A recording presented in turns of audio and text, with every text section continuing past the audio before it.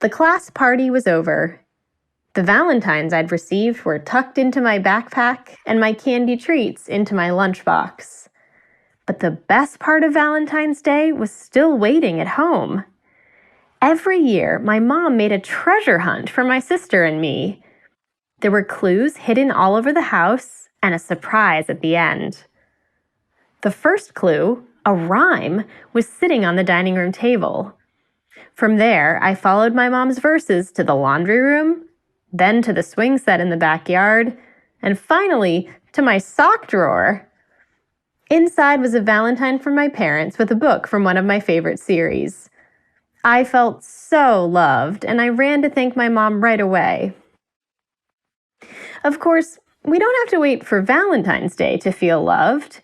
And we don't even have to wait for our parents or grandparents or friends to tell us that we're loved in order to feel safe, happy, and comforted. That's because every day, at every moment, you're getting lots and lots of love messages straight from God, divine love. In Christian Science Sunday School, our class read about how to recognize these messages. Mary Baker Eddy, who discovered Christian Science, explained it this way in her Miscellaneous Writings, 1883 to 1896. We know their presence by the love they create in our hearts. So, we know God is loving us when we hear a good thought telling us that we're smart, creative, or kind. We know we're getting a love message from God when we have an idea about how to be a peacemaker, or how to choose loving words when we talk to someone in our family.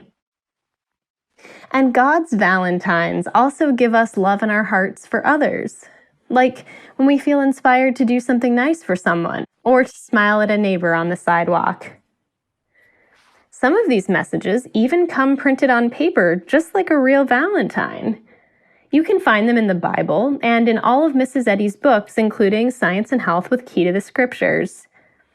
Here are a couple of love messages just for you. I, God, have always loved you, so I continue to show you my constant love. Divine love always has met and always will meet every human need. On days when we're feeling sad or grumpy, we might have to look or listen a little harder for God's messages of love. But they're still there for us. Like on the day I wrote this article for you, I was having a pretty bad afternoon, but as I mentally shut the door on all the crummy thoughts and got quiet inside, I started hearing all sorts of good and loving thoughts. And I knew those thoughts were from God, since God is good and is love. The more I listened to those good thoughts, the better I felt, until the bad stuff disappeared altogether and only love was left. It wasn't even Valentine's Day, but I'd still gotten a little glimpse of God's infinite treasures of love.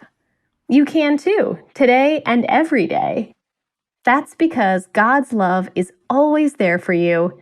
No treasure hunt necessary to find it.